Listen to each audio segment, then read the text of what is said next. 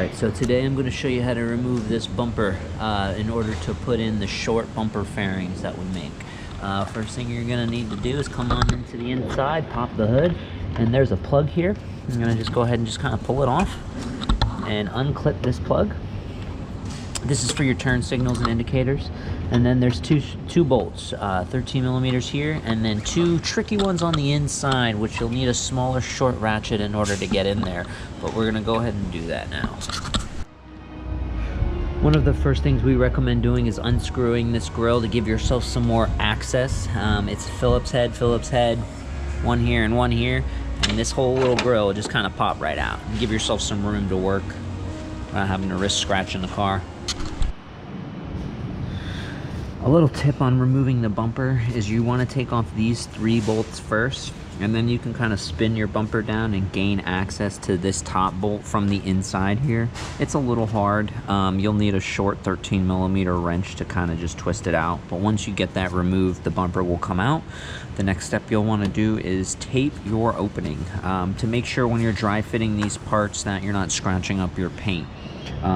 Your part is going to come pre-assembled. It has these 2 bolts for adjustments. Each Prowler is handmade, so there's little variations between where this sits on this car and the subframe.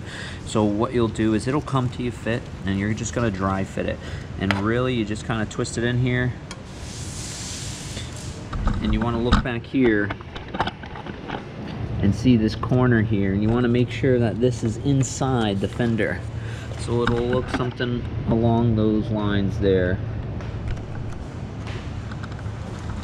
And now what you're going to do is, you see how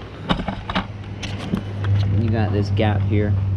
Well, this will actually sit right flush inside this fender. Once you have your fender cover in place, and kind of holding it by the outside out here to kind of see, you know, you want to make sure you're nice and smooth with this fender here. Nice. And what you'll do is these 2 holes in here, there's these 2 and those 2.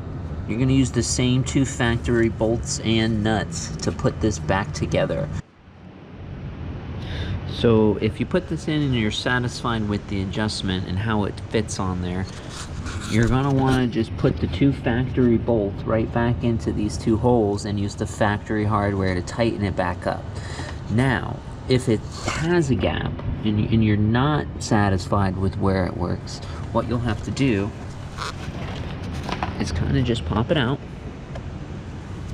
and adjust it with those 2 bolts. There is a lot of play in here, but it comes kind of from us set.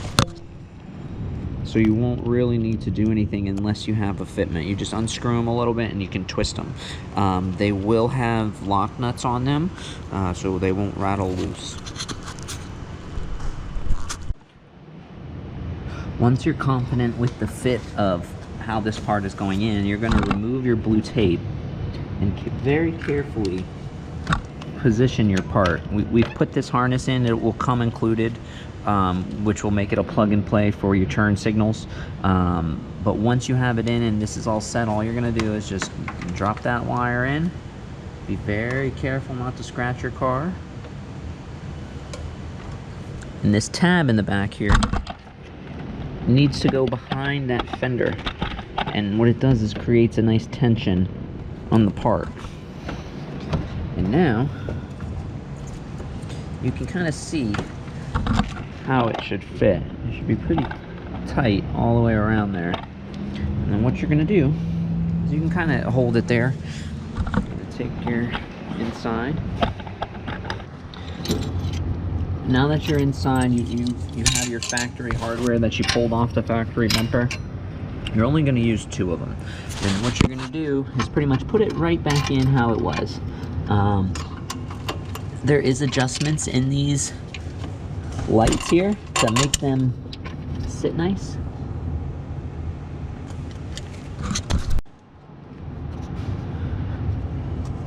I actually noticed that it's easier to remove the plug pigtail to get access to these bolts, just to make it a little easier on yourself.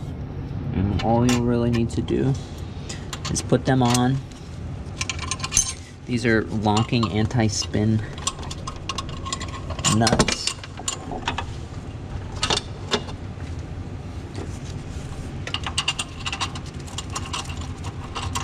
And you can kind of just hand tighten these until you want to double check your shape on the outside and make sure it is where you want it to be.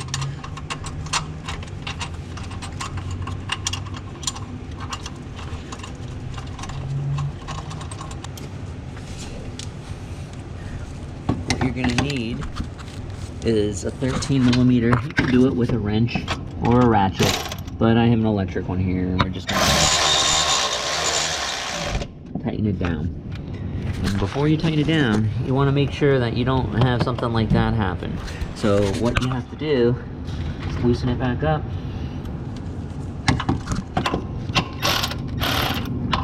And make sure you're kind of holding it where you want it, because there is adjustments.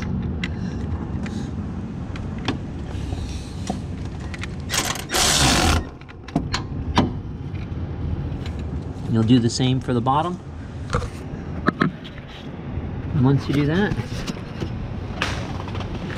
you want to go ahead and put your bolt back in. So I'm going to just pause because it's going to be hard. Okay, so once you have those two bolts snug down, you're just going to want to go ahead and plug in your connector here.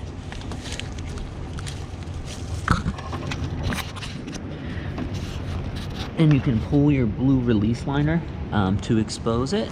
But what you'll want to do first before you put this all back together is test your turn signals. And once you test your turn signals and your hazards, you can go ahead and put the front grille back together or proceed to the other side, whichever way you decide.